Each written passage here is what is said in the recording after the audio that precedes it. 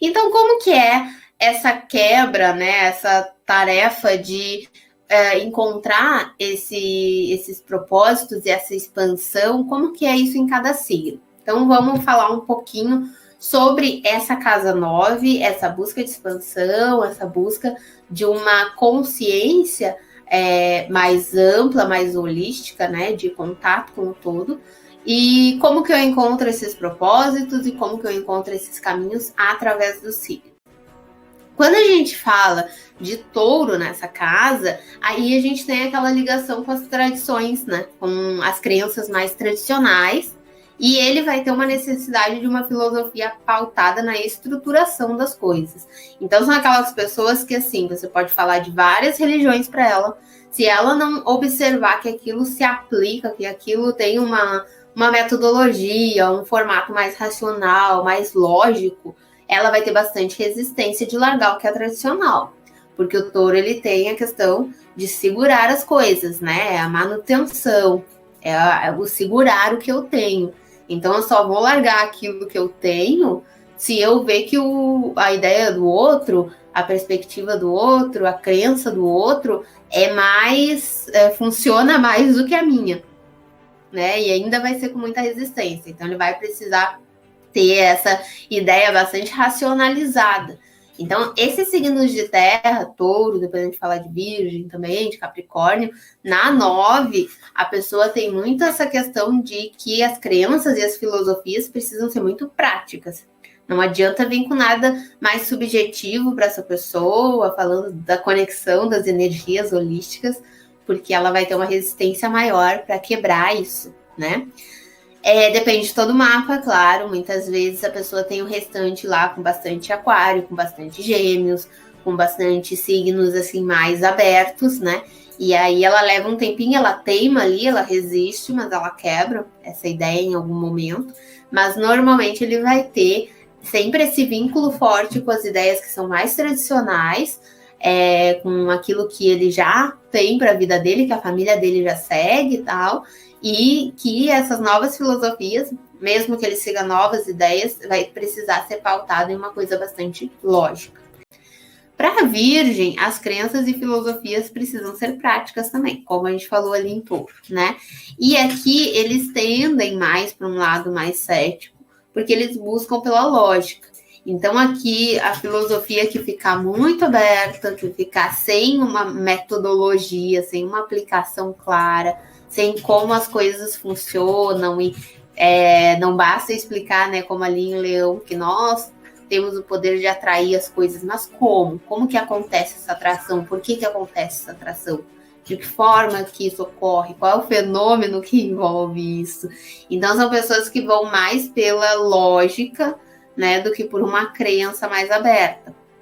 Então aqui a gente vai ter, por exemplo, falando da questão dos ensinos superiores, né? São pessoas que tendem mais para as exatas, que tendem para áreas que trabalham mais essa lógica, o raciocínio, a busca por trazer uma metodologia para as coisas, trazer algo prático, né? Pautado ali em um formato, assim, ter uma lógica para fazer as coisas.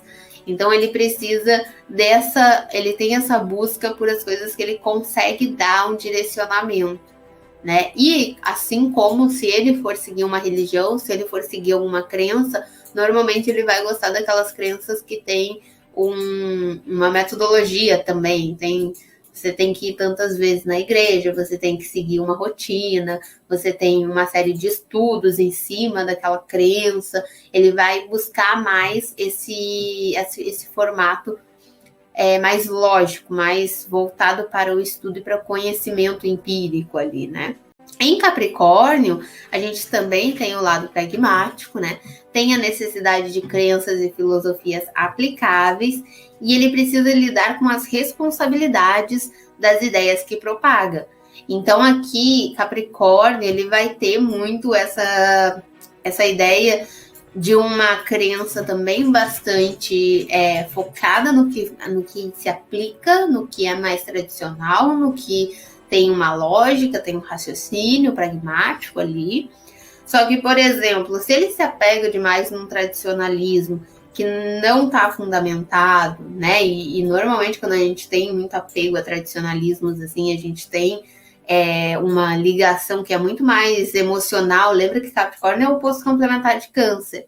Então, como eu falei, o tradicionalismo está muito ligado ao estar apegado à família, eu estar apegado a coisas que eu vivenciei. E aí ele entra nessas crenças, mas aquilo não está bem fundamentado, o Capricórnio sempre vai pedir responsabilidade. Então, essa pessoa passa por muitas rupturas na vida. Ela passa por desafios com as religiões, ela passa por desafios com o que ela acredita, ela defende uma religião com unhas e dentes e, de repente, algum parente dela passa por um escândalo envolvendo aquela religião, alguma coisa acontece envolvendo aquela crença ali, ela precisa lidar com o fato de que tudo que ela defendeu caiu por terra. Então, o Capricórnio sempre vai ter essa necessidade de agir com responsabilidade na casa onde ele está, né? E quando cai na casa 9, qualquer crença, filosofia que você vá defender, você precisa estar muito ciente do que você está fazendo, do que você está propagando, né? Tem uma responsabilidade com as ideias, com as crenças, com as filosofias que ele propaga. Então, podem ser pessoas que trabalhem com questões religiosas, com questões filosóficas, com ideias e percepções de mundo, mas ele precisa estar muito ciente, né? É aquela pessoa que ela não pode, por exemplo, desenvolver lá um curso, vender um curso de meditação e tal, e não sei o quê, e aí falar de toda, né? Porque tem toda uma preparação dentro do budismo, alimentação e tudo mais. E aí, de repente, se descobre lá em algum momento que essa pessoa não segue nada do que ela fala, que essa pessoa propaga uma crença, né, para as outras, mas ela não faz. Ela não segue os rituais que ela recomenda. Então, assim, seja lá qual a crença que você siga ou filosofia, tem que ter muita responsabilidade com essa área, né? E cuidado com os apegos também. Os 3 de terra aí, cuidar com esse apego com o que é tradicional, com o que é fixo, com o que é familiar.